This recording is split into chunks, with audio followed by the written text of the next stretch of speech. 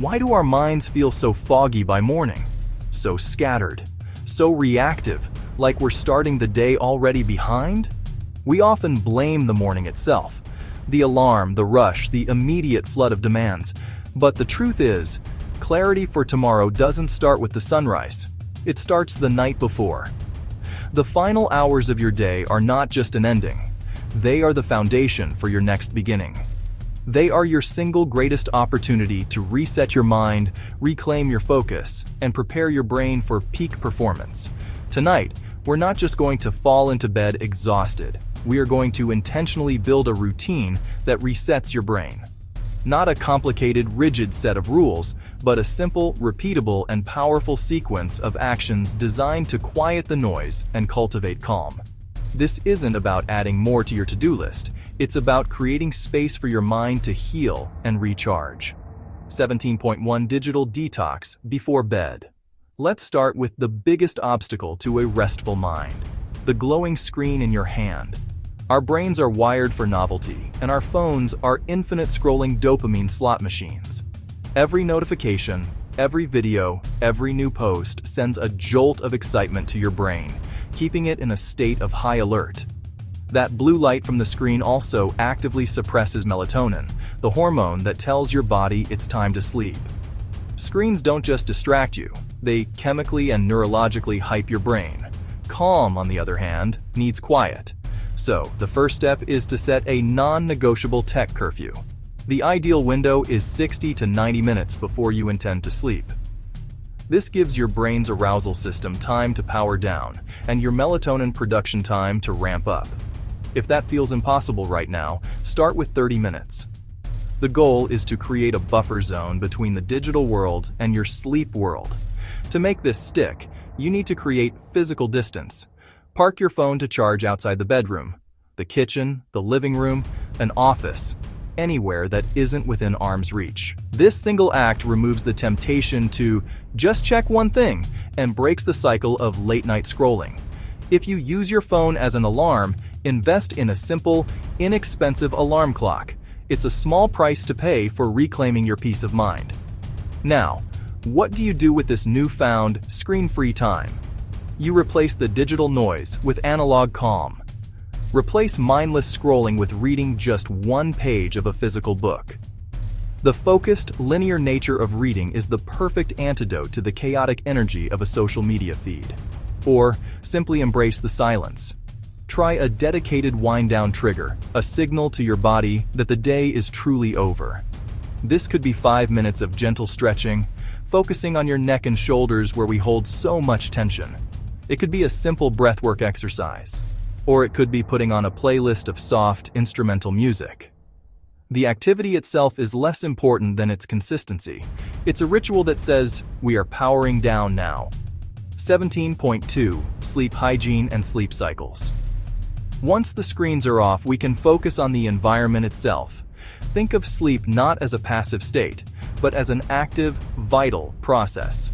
While you sleep, your brain is hard at work cleaning house. A remarkable process called the glymphatic system clears away metabolic waste that builds up during the day. For this cleaning crew to do its job effectively, it needs the right conditions and enough time.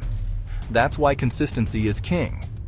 Aim for 7 to 9 hours of sleep, but more importantly, try to keep the same sleep and wake time, even on weekends. This anchors your body's internal clock, or circadian rhythm, making it easier to fall asleep and wake up naturally.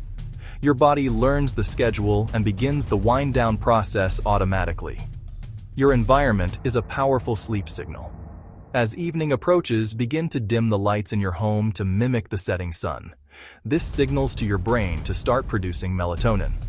And when it's time for bed, make your room as dark, cool, and quiet as possible. The ideal temperature for sleep is surprisingly cool, around 18 to 20 degrees Celsius, or 65 to 68 degrees Fahrenheit. A cool, dark, quiet room is the perfect cave for restorative sleep. Be mindful of what you consume in the hours before bed. A strict caffeine curfew after mid-afternoon, around 2 p.m., is crucial. Caffeine has a long half-life, meaning it can stay in your system and disrupt sleep architecture for many hours. Similarly, While alcohol might make you feel sleepy initially, it severely fragments the second half of your night's sleep, preventing you from reaching the deep, restorative stages. Now, let your breath set the pace. It is the most powerful tool you have to shift your nervous system from a state of stress to a state of rest. Let's try a simple 4-7-8 breathing exercise together.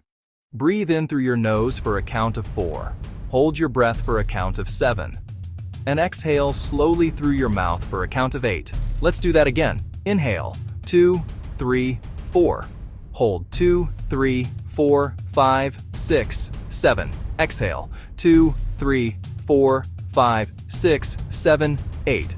This simple act tells your body it is safe to relax. It is safe to let go. 17.3. Reflecting on the day. With your body calm, it's time to quiet your mind. Our brains often use the silence of the night to replay the day's worries, unfinished tasks, and anxieties. A journaling practice is not about writing a novel, it's about performing a mental unload. You capture the wins, the lessons, and the loose thoughts that are swirling in your head so they don't keep you awake. You don't need more than 5 minutes.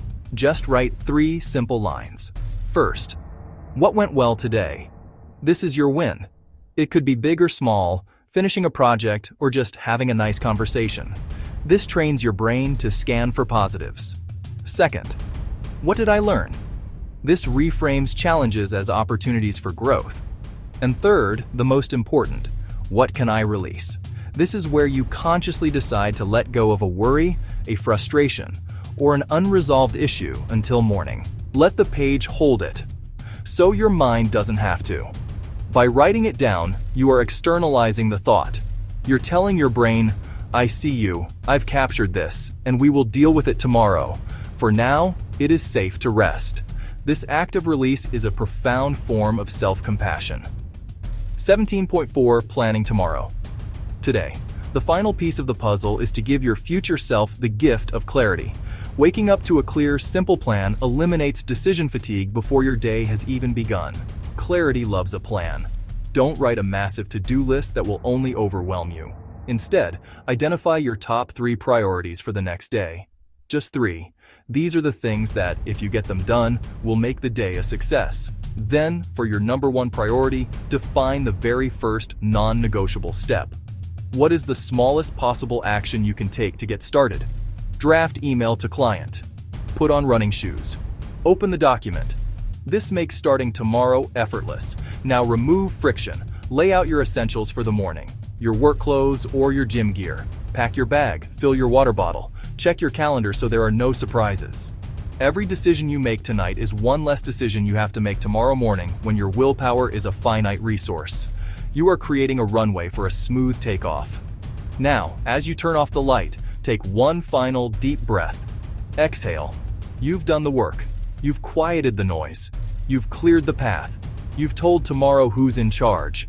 These night routines aren't about adding more rules to your life. They're about creating relief. They are an investment that pays dividends in the form of sharper focus, calmer mornings, and more creative energy. By ending your day with intention, you wake up not with a foggy head and a sense of dread, but with clarity, focus, and the quiet confidence of being ready for whatever comes your way. The challenge is simple. Try it for 7 nights. Start tonight. Wake up clear, focused, and ready.